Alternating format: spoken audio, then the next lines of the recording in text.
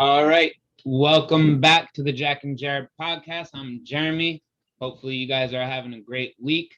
It's Jack's birthday. So, if you see Jack, if you know his email, if you know his social media handles, wish him a happy birthday.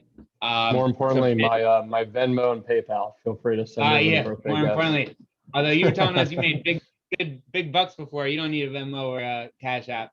Uh, Although, interestingly enough, I actually this week got two payments, um, one on Venmo and one on Cash App from people that I didn't know.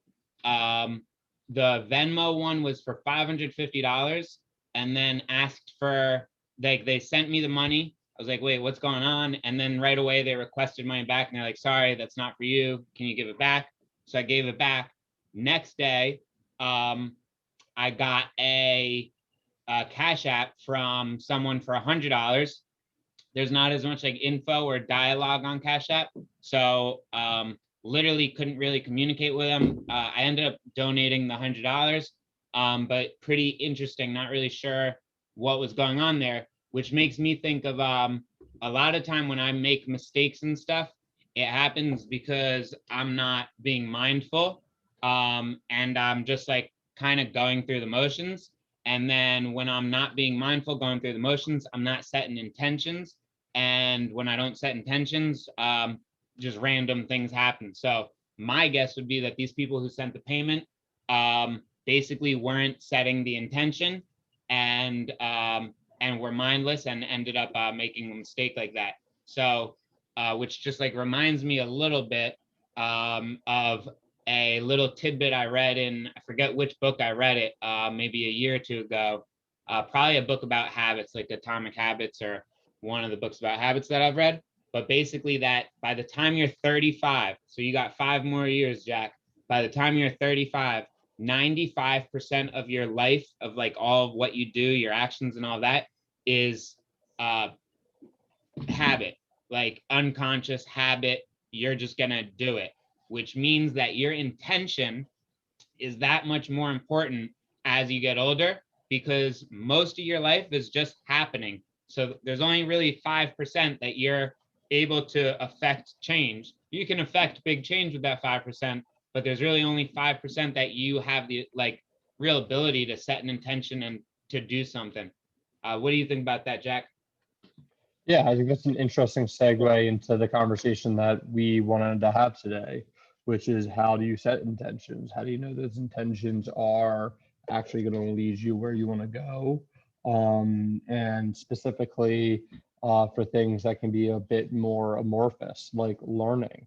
It's easy to set an intention if it's for your job and you need to develop a certain skill or expertise, open a book, talk to the right people. But for those more out there things of how to be a better friend or better spouse or better partner in your relationship, or how to learn certain things.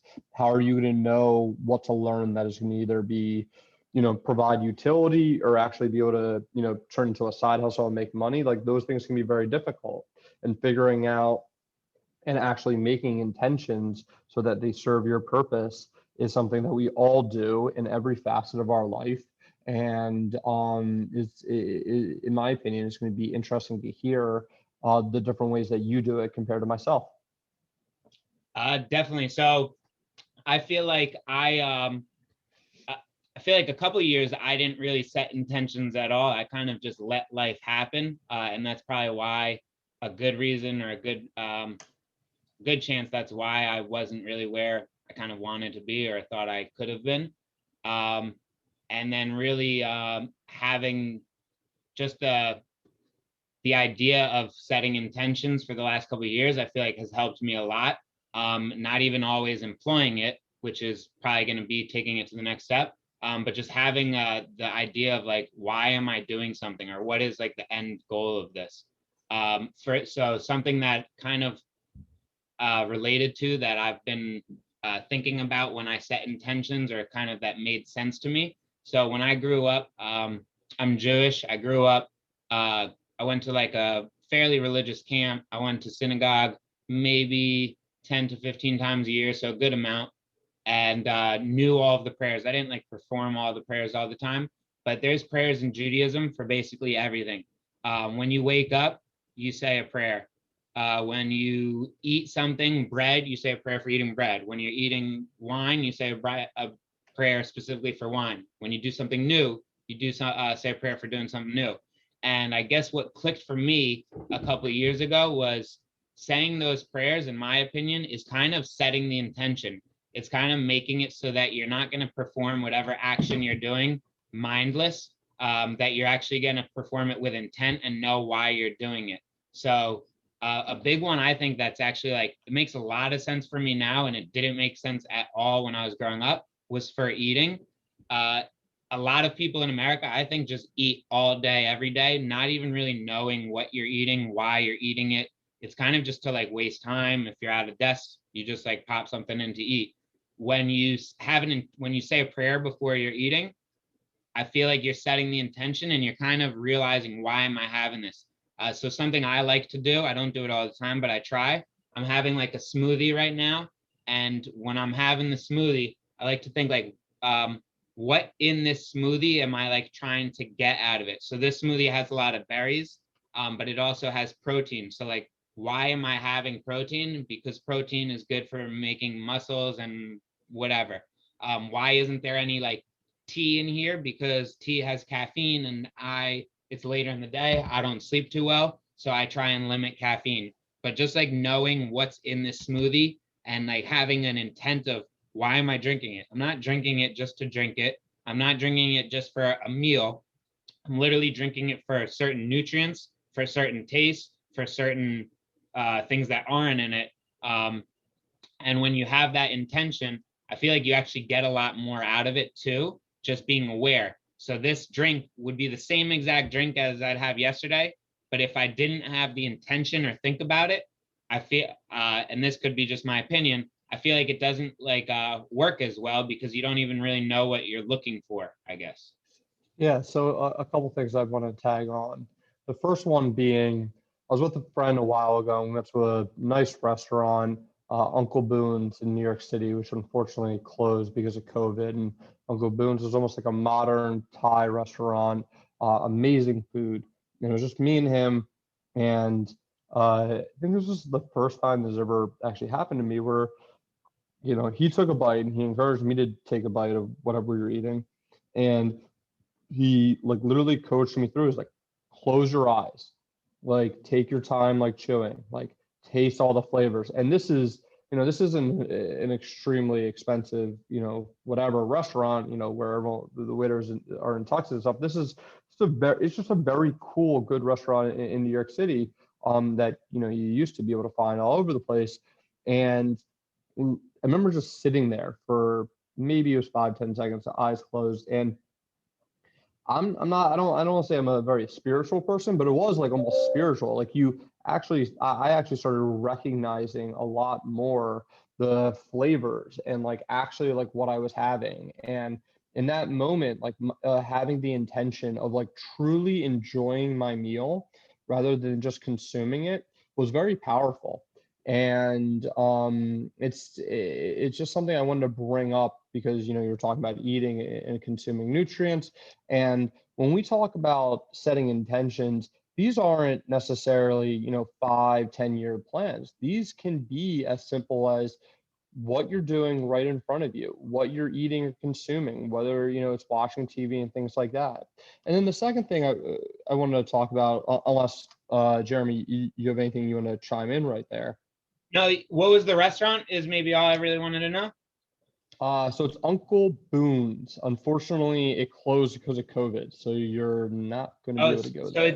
it's closed for good, not just for our time being. Yeah, and it Ah, was my favorite restaurant in New York. It goes to show you that COVID is taking with it not just the not so good places. It's taking even really good restaurants that, like, this restaurant did no reservations, and the reason it did no reservations was you could show up the second the doors opened at 5:30 or something like that, and you'd have a 3-hour wait, and it was booked every night. It was that good of a place. ah. It didn't have to do reservations because it was always sold out every night. And it's just going to be one of the tragedies that we have to deal with post-COVID, that it's not just the restaurants or places that didn't serve good food and things. It even is the really good ones that just aren't, chains or huge corporations that weren't able to make it. So Right. that was that. And then the second thing I wanted to bring up is, you talked about like whether you're wasting time. And I think that's super interesting, because I don't say we've all, but most of us have probably been in a situation where we are, quote, trying to waste time. But the more I've gotten serious about myself and, what I want to do in life, the more I think that vocabulary in and of itself is a huge disservice. If you're wasting time, you really should be calling it wasting life. Like, it's all you really have. It's just time. Now, Mhm. there's something to be said about watching TV and like doing leisurely things that may be considered like wasting time. But then your intention, or at least my intention, is purposeful in terms of, I'm going to put my feet up for like an hour to like watch this show, to just like take a deep breath and relax. And like, I Mhm. read a lot, I exercise a good amount, I meditate, I do all these other things. And so, there is something to be said about sometimes like not doing something that's purposely productive, because it gives you a moment to kind of kick your feet up. But if you are, and I'm Jeremy, I'd be interested to hear your take on it too. If you are just doing something where you would naturally say like, oh yeah, I'm just wasting time, is there a better intention behind it? Is it like you are trying to relax? Because if you're doing it truly to relax, but you haven't articulated it, but your phone's still buzzing all the time, or there's something that's stressing you out, like, are you really taking advantage of that opportunity? It- a couple things before I forget. Did you just hear my phone buzz? Is that why you said that? My phone buzzed Oh, too, so I don't oh, know if it nice. was. My phone just buzzed. I was like, no way you said that literally on cue. Second thing though, um, oh man, was basically you were talking about like basically like setting the intention to rest. Um, one question I kind of had was, I don't even really remember what I said with wasting time. Do you know what exactly I was talking about? Um, Short answer is no. Okay, whatever. I don't even really remember exactly. I wish I did, but something that just reminded me of was basically like active recovery. And unfortunately, I do respect him, but Tom Brady, I saw a little thing on him this weekend, uh, also relevant. But he basically said like sleep is like his most important thing. I think he tries to get like 12 hours of sleep before a game or something, and he's like in bed by 7. Has no phone with like an hour before bed. No electronics are like even allowed in his bedroom or something. And to me, I also got a personal trainer recently, and a big thing that's been different that I never really did before was like um, really having a recovery and having an intent to recover. I always feel like if I can do something, I should just go do it. If I can run, just go run. But a lot of times that impedes my progress, where it's like if you ran 5 miles yesterday, today should be to rest.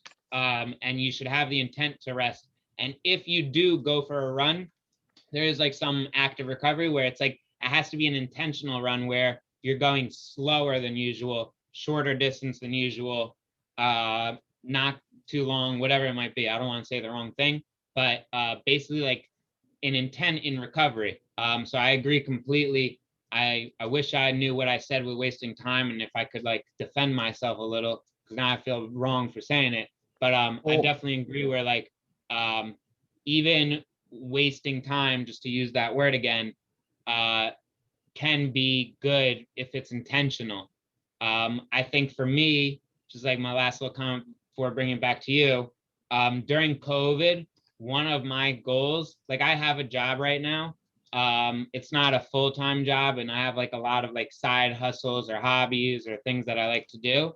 But right now, I'm just trying to keep going and stay active physically, stay stable mentally, and just keep on going. Not with the intent of wasting time, but with the intent of like just kind of sounds like wasting time, but like waiting for whatever something to happen. And as I'm saying, it's like kind of sounding wrong, but what I'm getting at kind of is like not forcing something to happen. Because I think a lot of times too, sometimes like people force things to happen and go, oh, I got to do this and push it, and that doesn't work so well either. So a friend used this term for me that I started using, which sounds like you're in the same boat. You're not wasting time, you're buying time. You're buying the opportunity where with your side hustles and things like that, hopefully, you're not in the complete financial strain, but you're buying time, which is buying, therefore, opportunities to make sure you're available if something else comes across. And I'm doing something very similar. I've officially taken a step back from my startup, and I'll be a resource to them, but I don't imagine I'll be too involved. And so I don't have any, paychecks coming in outside of the side hustles that I now need to prioritize. And the reason why I want to do these side hustles is they probably won't scale. They won't become, self-sustaining companies in of themselves, but they will Could you give me tell the us about your side hustles? Sure. The easy ones are that I'm just like flipping stuff. So I've learned how to flip textbooks online to get a little bit of a margin and make some money from that.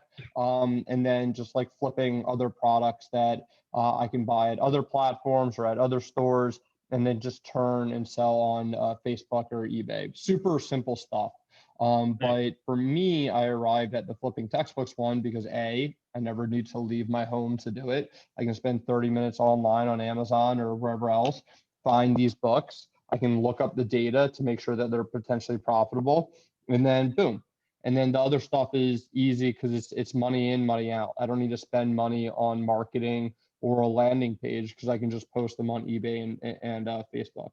So these are small things, and these are potentially things that I probably won't do long term, but they're super helpful for me because I'm not trying to waste time. I'm trying to give myself the luxury of if something comes about in the next week and I have the opportunity to impress someone, I can dedicate the next 24, 48 hours to working really hard on whatever they have going on to show them that I can provide value. And I wouldn't be able to have that opportunity if I was so committed to locking up a job right now. And so call it semantics, call it whatever you want, but I really view it as my intent is to learn and grow and be exposed to as many successful people doing successful things. And in order to do that, I need to keep myself as flexible as possible over the next few weeks and potentially few months, so that when that opportunity comes up, I can pounce on it. So I'm not wasting time right now. I'm finding ways to kind of try to cover my bills as best I can in the meantime, so that when the opportunity comes, I have not already turned my back on it because I've put myself in a position where I need to rush to start, paying bills again. And again, I'm living at home with my mom. I have very little expenses. Not everyone is in this position, nor can they be. But just to like be clear, I'm not like sitting on a bunch of money from the law firm living in a South Beach, mansion or something like that. Like I am fully bought into the frugal lifestyle, and that is helping me so that, these side hustles don't need to make me $10,000 a month for me to pay my expenses. I only need to make a couple $1,000s a month to cover my expenses because I'm not buying new clothes or new gadgets or new things like that. Right. So I got a little question to segue. Where do you think is somewhere that a lot of people might be lacking intent? To be like their lives, their complete lives, like what they actually want when they're 40 or 50 or older than that. It's very easy to be convinced or not even convinced. So like when I went to law school, the reason I went to law school is because my grandfather was my biggest role model, and he went to law school, and he convinced me that all the great things that he did in life, which were numerous, was a result of him going to Penn Law, which is where I went to, and the people he met there and the things he learned. But when I got there, that was the end of the road for me. My whole goal, my whole intention was to get there. And so when people started saying they were going to law firms, and then I looked at what it meant to go to these law firms and the big paychecks associated with it, I was a sheep.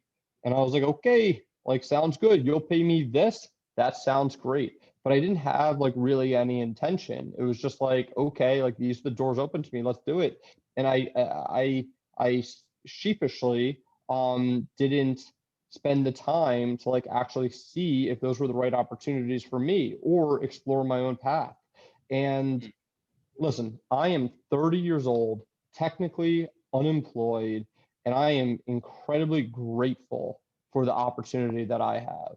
I have a wealth of experiences, went to an amazing law school, went to a very good undergrad school, have met a lot of people, worked at a really good law firm, did a startup for multiple years that I co-founded, and I have a wealth of experiences that other people don't have, and I have an unbelievable luxury that I am not tied down by numerous responsibilities with either family and kids or rent or mortgage or whatever else, and I get to draw upon all the resources and experiences I have to figure out my next step. And so I feel incredibly grateful to have this. And so when you ask what's something that I think people don't have enough spend attention on, I think a lot of it is life. A lot of it is like, if they're 30, thinking about what their ideal life when they're 40 is like, and not what society thinks, they may want in terms of, oh, like, $5 million in the bank or things like that. But like, what's their quality of life? Who are they spending time with? What problems are they solving? How dependent are they on either their day job or other people or things like that? Can they be an active parent and raising their kids? Can they, if traveling is really important for them, can they budget 2 trips to somewhere they've never been? All of these things. And so I think, and I started doing this with my friends, that setting the intention of at least outlining what you want in life, especially in like a 10-year time period, is something that people like don't, they may think they do them, but I don't think people actually close their eyes. And if their dream is to live somewhere where they can be on the beach, close their eyes and like actually feel the sand between their toes, feel waking up on a Monday, not even knowing it's a Monday, because what they spend the next 8 hours doing in terms of their job is like super fulfilling, and things like that. So that's big picture. And then there's a lot of small picture things that I think people don't set their intentions on either. But the biggest thing is I just would love for people to more often really reflect on, is their path that they're on going to get them to where they think their potential is deserving of being. I like that. So just to answer my own question, also, I feel like purchases is probably where people lack the most intent. And the most common purchase I feel like I think of is food.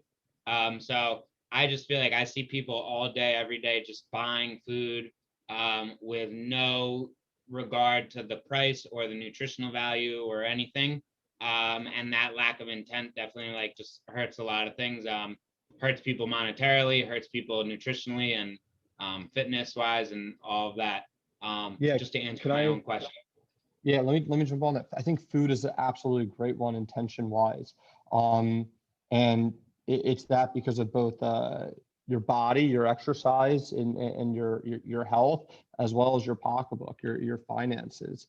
And with setting intentions, this took me a while to figure out, but like, my grandparents are still alive and pretty well. They're in their 90s. And my intention with staying in shape and all that is not to like look good for this spring break trip, because like there is no spring break trips anymore. I'm 30. My intention is really so that when I'm 90 or so, I can be physically active. I can raise my arms above my shoulders. If I fall, I can pick myself up. If my grandkids or my great grandkids want to go hiking and things like that, like, I can keep up with them, that I'm physically able to continue to explore the world and do things. And so, Mhm. and then additionally with eating, I want to eat in a certain way so that I can help my body do those things. And then also, more importantly, I want to make sure I'm grocery shopping and cooking. So not only am I eating healthier, but also I'm saving money so I can reach my other goals that are part of my intentions of being able every 6 months to travel somewhere I don't go. And what I'm getting at is the more that we can, or the more that I can literally visualize, literally spend the time with my eyes closed or looking at my vision board to see the places that I want to go to. Like literally, on my vision board, I have the pyramids of Egypt. I have safari pictures from like a safari on it. I have that stuff. I have a picture of someone doing like some crazy yoga moves and things like that. And so like, the more that I can like visualize those things and like salivate at like the unbelievable bliss of being able to go there and do those things with like my body, the more it's easier for me to turn down, 6:30 rolls around, turn down the urge to order like a pizza or cheesesteak and know that like I got some frozen chicken and vegetables in the fridge. Let's make those, because those are going to help me reach my goals a lot better than ordering that pizza or cheesesteak or something like that. And that's one of the things that I really wanted to get across we're always going to have urges to take shortcuts and things like that, but the more that we can live and like embody our dreams of our long-term fulfillment, the easier it gets to overcome those urges by having those clearer long-term intentions. Definitely, I agree. And then one last thing I kind of wanted to mention, and we can probably wrap it up if you'd like, unless you have more you want to say. But I just feel like with crimes, you actually don't get in as much trouble when there's a lack. I'm sure you know. Actually, you're the lawyer. You tell me. You don't get in as much trouble when there's a lack of intent for a crime, right? It depends on the type of crime. Okay, well, I guess my hypothesis, and I'll pretend like it is the way it is, but I feel like because when you don't have intent, you're really just like reacting. You're not in control of the situation nearly as much as you might think you are. So when there's not in my feelings, I could be completely off, but my feeling is with in crime, when there's a lack of intent, the judicial system or whoever kind of understands that you might have just been reacting, that you weren't really trying to do the crime that you ended up committing. And I feel like that's just an interesting thing to take note of. Because if you're not taking intent in your life, whatever it might be, I feel like you're going to have the same reaction. You're going to be reacting to life instead of making life happen. Yeah, I think there's a lot to it. The crime thing is an interesting example, and not that I want to talk too much in depth about it, but like the easy example is the law or criminal law is all determined state by state, but in general, the law will punish someone who does a premeditative murder. So like plans it out, stakes out the person's homes, buys all the equipment for it, gets an entourage, and then like acts, rather than someone who like in a fit of passion or by accident, commits the homicide. So, in that sense, the law does punish people more severely at times if they do have the intent and therefore the premeditation to act upon it. I love your lawyer language is so good with the little at times and in the heat of fury, whatever. You can tell you're trained to say like the exact right things so that no one can hold you to it because you said at times or might be punishable. It's And good. that's yeah, and that's why everyone hate lawyers, because we are Yes. way too serious about the actual words we use, and it's not real life. But what I just said is not legal advice. So Yeah. do not come at me, please. No, of course. But I'm about good for the day. Do you want to share anything you learned for the week? If Oh there's fuck anything you yeah, I learned, do.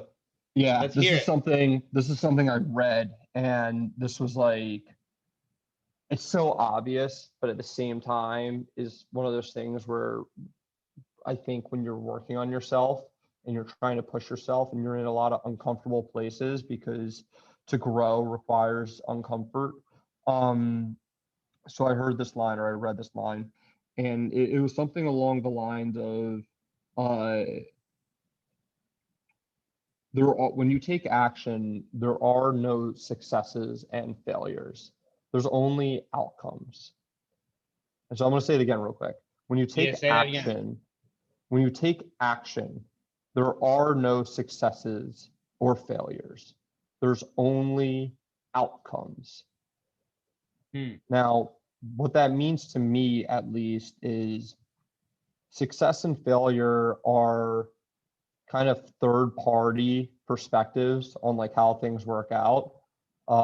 It's like, okay, like Amazon's clearly a success, like Tesla is a success.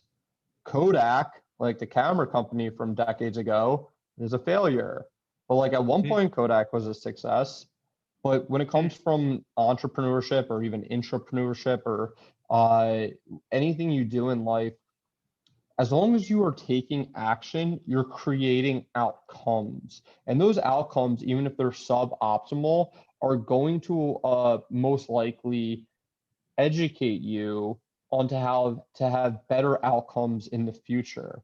So it's not about getting it right or wrong. It's literally just about doing it. And in a world where we've been raised with like letter grades and pass or fail, it's a refreshing reminder that when you're trying to do something, especially you've never done before, there is no success or failure. There's just an outcome. And each outcome you produce gives you a greater opportunity to make better decisions and create better outcomes that eventually other people will recognize as like successful actions or successful outcomes. And so it's like if you're ever, afraid to do something because you're afraid to do it right, stop thinking of it as right and wrong and just think of it as an outcome. I'm going to do it and the outcome is going to come about, and it may work, it may not work. But if it doesn't work, it's like Thomas Edison. It's like he tried 10,000 ways or 1,000 ways to make a light bulb and finally figured it out. And when he was asked after attempt 999, why he had failed so many times, he was like, I didn't fail. I just learned 999 times how not to make the electric light bulb. It was an outcome. Everything he did was an outcome that allowed him to eventually get the outcome that he truly wanted, which was the electric light bulb. So that was something that I read that I really like sat and reflected on. I was like, this is true. This is so true. And I can use this in so many parts of my life whenever I'm afraid to take action. I like that a lot. And it's interesting because I wasn't going to share this, but when I was like just doing some loose research earlier, just about intent, like the definition of it, whatever, a meme that popped up that I kind of liked and just remembered. Obviously, like it resonated with me because I remembered it when there's hundreds of things I saw, was intent plus action equals magic. I feel like that's pretty similar. And it's basically like similar to what you're saying. Is kind of like, Oh yeah. if you have the intention, just do something and shit's gonna happen. Outcomes is what you said. In this case, they said magic. And basically like I see those pretty synonymous, and I like that a lot. And so I agree. If you have intent and you put action behind it, things are gonna happen, and eventually they're gonna, most in my opinion, be good things. So that's pretty cool. I like that. And then I wanted to just tell a joke about camping, but it wasn't intent. Oh no, that didn't come out right. All right. Got Well, it? while Do you you're get thinking it? that over, Camping? No. no, well, I'll laugh because I like you, but I didn't get it. But before we do go, guys, anyone at home, maybe it's just Jeremy's mom and my mom still listening here, but if you guys like anything that we're talking about, we would love it if you guys hit the like button on the YouTube video. Also the subscribe button. You can hit the little bell as well to get updates. But yeah, hit the like, hit the subscribe button. We really appreciate it. And then additionally, reach out to us right in the comment section if there's things that you want us to talk about, or things that you agreed with, or even more importantly, what you disagreed with. This is a work in progress, and we're going to be doing this for the next year. And we'd love to be able to build an audience and start interacting with our audience purely so we can have more voices to talk to and to learn from. So hit the like button, hit the subscribe button, send us some comments, good or bad. You won't hurt our feelings. Don't worry. Hey, happy birthday to Jack. And we'll see you There you guys go. next week. Thanks again.